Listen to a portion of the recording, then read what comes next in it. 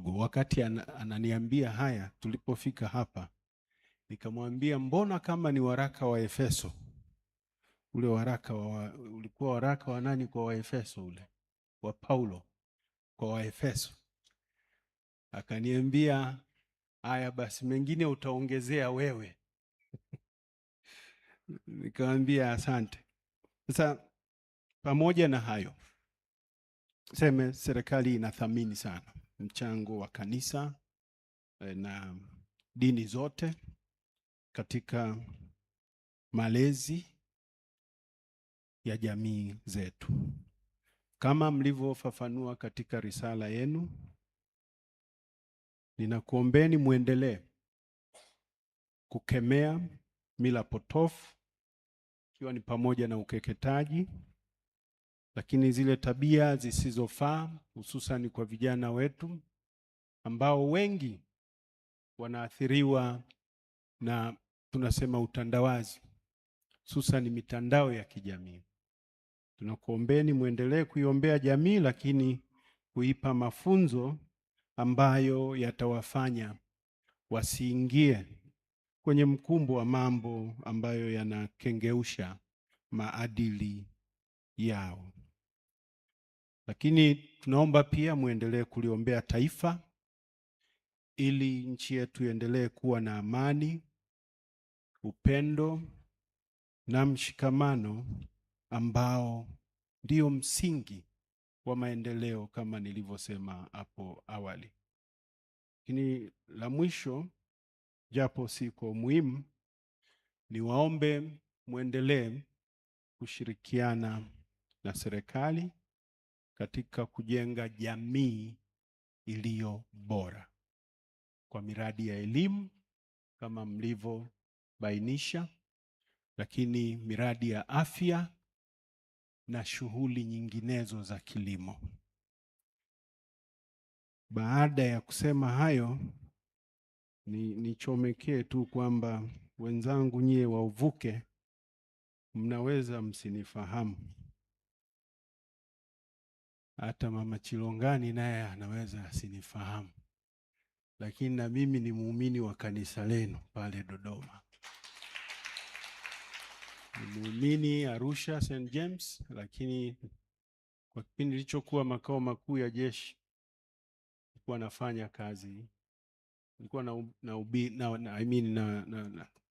naabudu kanisani kwenu. Baba Askofu Chilongani tunafahamiana kiasi, alishakuja kwenye ofisi ya mkuu wa majeshi nikiwa pale, tukasaidiana kwenye mambo muhimu ya kanisa. Lakini pale kanisani kwenu mlikuwa mnifahamu kwa sababu mlikuwa nakaa siti ya 3 kutoka nyuma pale. Waingia unakaa pale.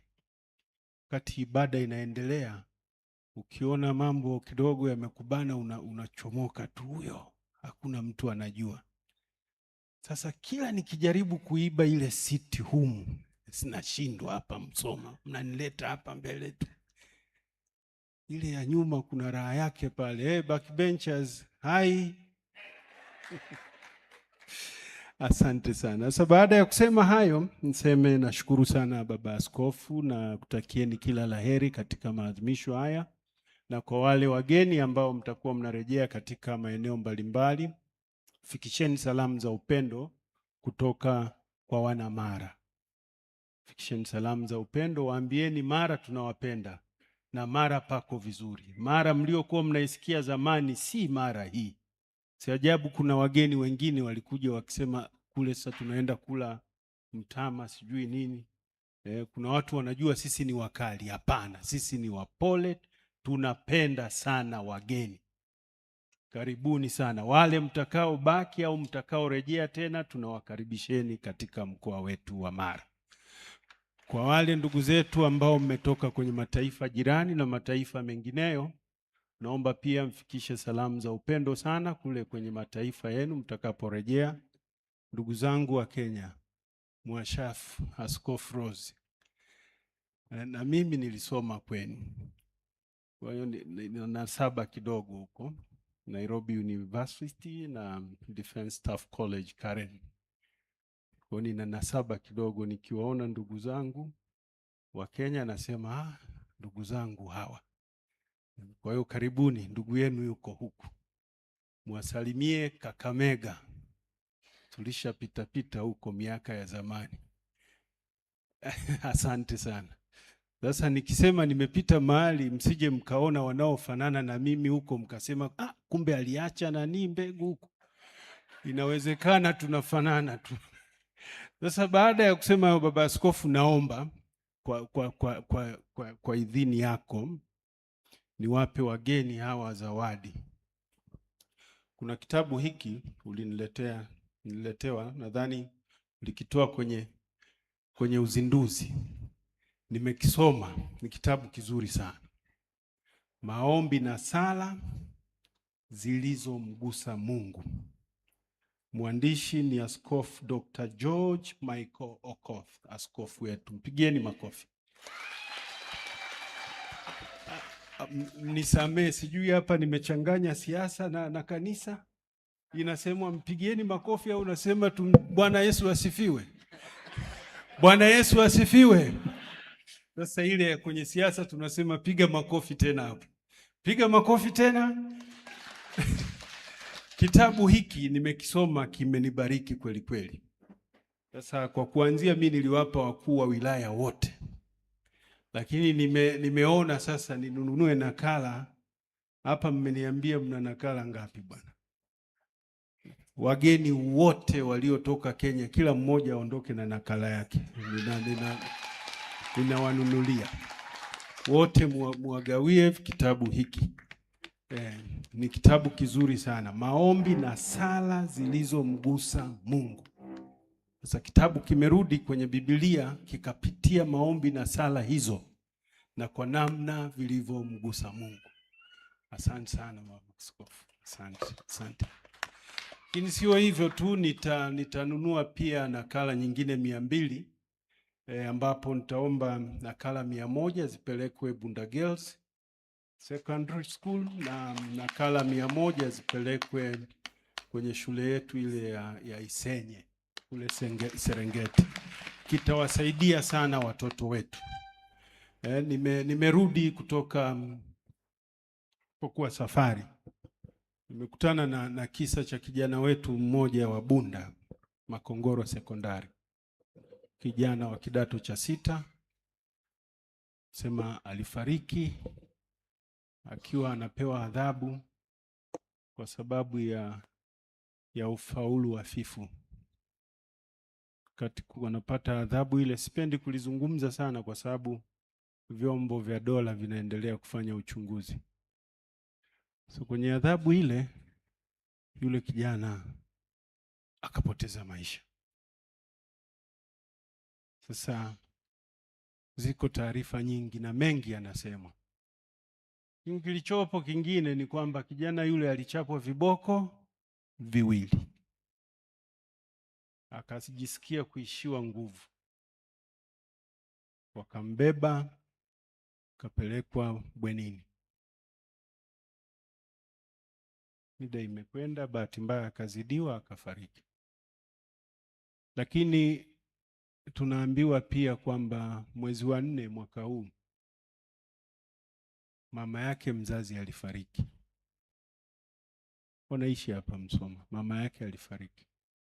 Na mama alipofariki, yule kijana alipata sonono kweli. Miongoni mwa mambo alikuwa anasema sasa shule nasoma kwa ajili ya nini? Na mimi nilikuwa nasoma ili nikamsaidie mama yangu. Sasa mama amekufa, mimi naenda kusoma kwa ajili ya nini? Nilikuwa nakata tamaa. Jambo ambalo nadhani lilichangia ile weak performance. Sasa hatujui kilichotokea, ukweli utajidhihiri watu watakavyofanya uchunguzi. Lakini tunavyoelewa sisi tuliopita kwenye zile shule za miaka hiyo kanisa hili linaanza, tumekung'utwa kweli kweli. Kama ni kukung'utwa, tena sisi tulikuwa hatukung'utwi ili usome. Unakung'utwa labda ukuonekana shule baridi ilikuwa kali ukaamua kulala. labda kamvua kalikuwa ni shida, au kuchomekea. Siku hizi kutochomekea ni fashion, lakini enzi zetu hujachomekea utakula mikwaju kweli kweli. Na tupo maisha yaliendelea. Sisemi watoto wa watu wachafu. Sisi wengine kwenye familia yetu mama alikuwa anatupiga mikwaju kweli kweli, sijawahi kuona, lakini hatukuwahi kuzimia. Kuna vitu vingi, uchunguzi unaendelea kufanyika. Lakini kwa nini nasema haya? Kwa haraka haraka tu naona kijana yule kama jamii hatukumtendea sawa. Ilitakiwa tuwe karibu naye baada ya kupata machungu yale ya kuondokewa na mama yake, na ile sonono aliyokuwa nayo, basi si ajabu ingepata ahueni. Lakini mambo mengine tunaambiwa ni mapito ya wanadamu, na ikifika uwezi ukaepuka. Ikifika imefika. Sasa vitabu kama hivi vitasaidia vijana wetu mashuleni huko. Unaweza ukawa unapita katika hali ya kawaida ukaiona ni ngumu kuliko, kumbe ni mambo ya kawaida. Wengine wametaharuki baada ya kifo hicho. Lakini nilikuwa na share pale na baba askofu, nilipoona wachungaji hapa wanakula kile kiapo na mikono iliyokaa juu yao, nasema ile kazi ni ngumu kweli kweli. Kwanza hiyo mikono tu iliyokuja juu yako, hiyo ndio hapo inaanza kuonyesha ugumu wa shughuli yenyewe. Hiyo mikono, ukihesabu idadi ya hiyo mikono, nadhani inakuwa kama umebeba gunia la mahindi, idadi yao hapo, mikono ile. Sasa kwenye jamii hizi, kwenye tukio kama hilo, padri mmoja yeye alilala chini, maombi tu, wao hawaweki mikono. Wenzetu wale wanalala chini, mapadri kwenye upadrisho. Yakapigwa maombi pale, na maaskofu, mapadri wakajipanga, wakapiga maombi. Walikuwa mapadri kama 8 wanakula kiapo. Wamemaliza, wanaambiwa wasimame, mmoja akusimama, ndio shughuli imeisha. Hello?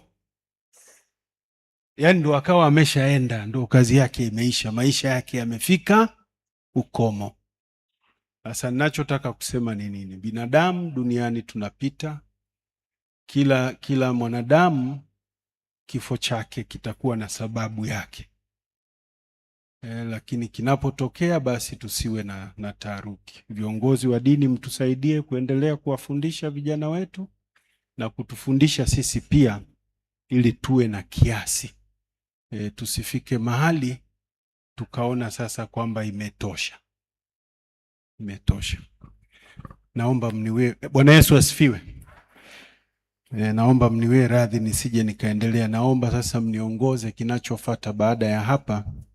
Ni matumaini yangu kwamba shughuli hizi zitaisha mapema, kwa sababu najua pale jioni pale kuna mechi moja nzuri kweli. Kuna timu inacheza, huwa ina sare kama ya uvuke. Utakuwa na mambo mazuri jioni. Bwana Yesu asifiwe. Basi kabla jasema tumpe makofi mane ya utatu kwa hotuba yake nzuri fupi. Unajua alivyosema yeye ni mtu wa serikalini, mara nyingi hotuba zao zinakuwa ndefu, lakini leo amekuwa kama wachungaji, hotuba imekuwa fupi nzuri, short and clear. Kwa tumpe makofi ya utatu. 1 2 3. 2 3. Asanteni sana. Sasa Mheshimiwa Mkuu wa Mkoa Kanali Evans Tambi, sisi utaratibu wetu ni kwamba tayari tushaanza, ni changizo ya hiari kabisa, na tayari tangu tulivyoanza Jumanne siku ya uzinduzi tumekwisha kupata pikipiki 8.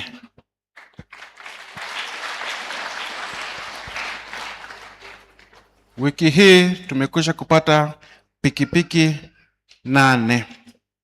Makofi tena.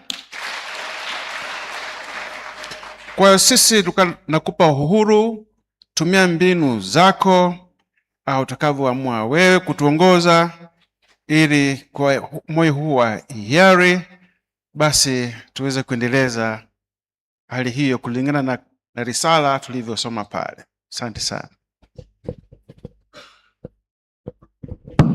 Asante sana Baba Askofu.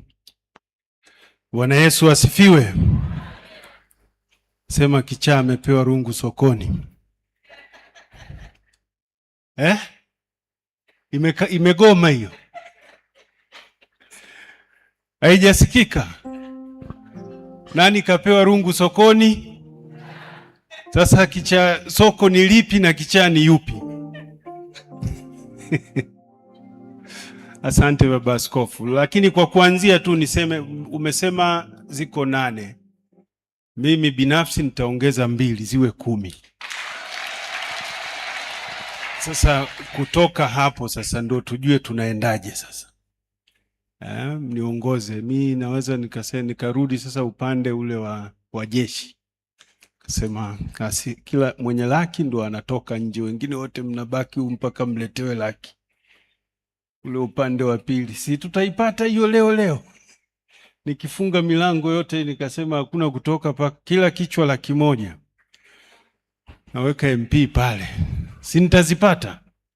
Tena zitazidi. Sasa nadhani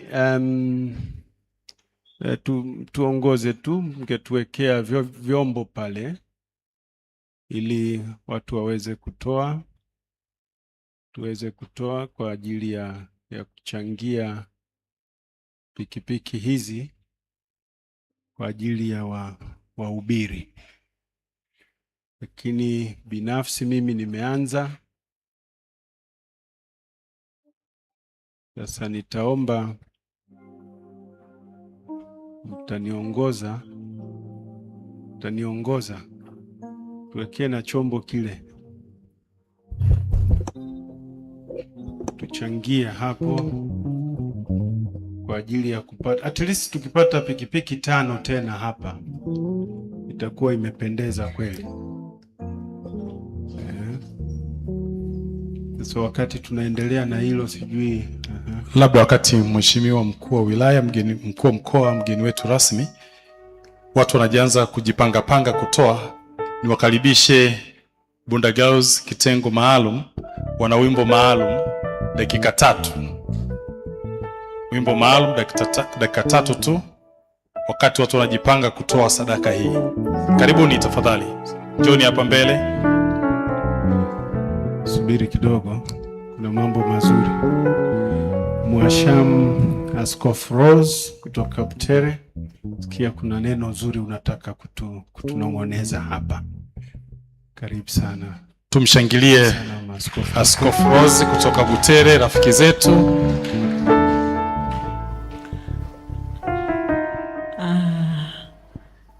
Mheshimiwa, kwa nafasi yako asante sana. Askofu Daktari George alipotualika kushiriki kwenye sherehe hizi, alininong'onezea kwamba tutakuwa tunaomba Mungu atusaidie tununue pikipiki za wachungaji. Na kweli nilipofika na nikaenda kule Bunda, ndipo niliona umuhimu wa hizo pikipiki. Na ombi letu kama wana Butere ni kwamba tuweze kununua pikipiki moja. Makofi. Kwa sasa tuko nikidhani na nusu ya pikipiki. Sijui kama wachungaji watataka kusindikiza. Ebu mnasindikiza hii pikipiki tufikie saa hizi? Unajua kule jeshi. Haya. Kule jeshi. Sasa sijui nikupatie wewe mgeni mwetu mheshimiwa. Chombo hiki. Wazee wa kanisa wako wapi wale? Kamati ya fedha, naomba wachungaji basi ya karibu, naomba tusimame. Wachache hii. Wakae, wengine wasimame. Lakini bado tuko kwenye ibada, hamko jeshini jamani, msinikimbie.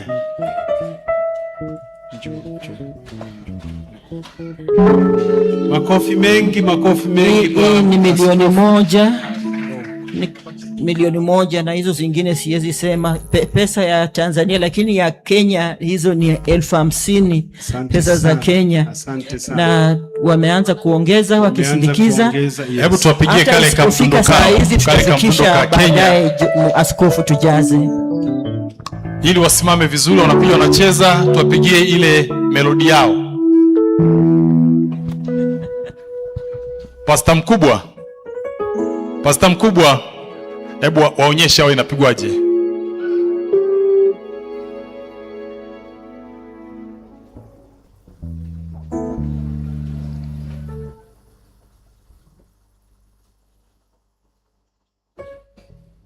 Mpiga drums yuko wapi? Awepo karibu na chombo chake hapa. Panatulia, fedha inataka mziki.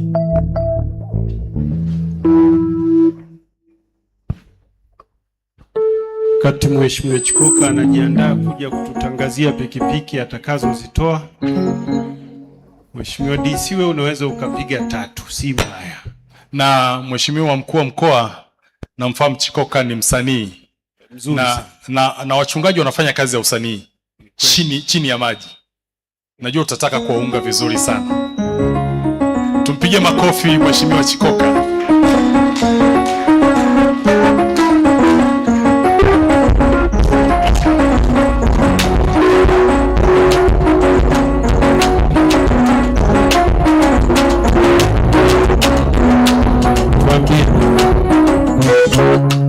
Asante. Sasa ni zamu ya Mheshimiwa Chikoka, mkuu wetu wa wilaya.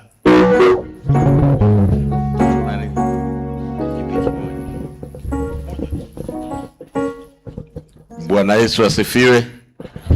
Sala, kazi, Ebeneza. Mheshimiwa mkuu wa mkoa, baba askofu, nami nimekumbuka jambo kwenye Biblia.